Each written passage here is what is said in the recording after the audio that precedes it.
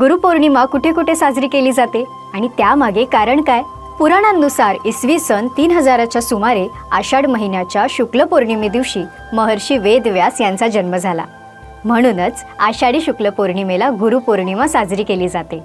वेदव्यास हे अत्यंत ज्ञानी तेजस्वी ऋषी होते. त्यांना चारही वेदांचं म्हणजे ऋग्वेद, यजुर्वेद, सामवेद आणि अथर्ववेद यांचं सम्यक ज्ञान होतं. त्यांनी 18 पुराणे आणि 108 उपनिषदे रचली आहेत. बुद्ध धर्मातही गुरुपौर्णिमेचं विशेष महत्त्व आहे. अशी आख्यायिका आहे, या दिवशी तथागत गौतम बुद्ध यांनी ज्ञानप्राप्तीनंतर वाराणसीजवळील सारनाथ येथे आपल्या 5 शिष्यांना पहिलं प्रवचन दिलं. हे धर्मचक्राचं पहिलं वळण मानलं जातं. म्हणून गुरुपौर्णिमे दिवशी बुद्ध पौर्णिमाही साजरी केली जाते. जैन धर्मातही गुरुपौर्णिमेचं महत्त्व आहे.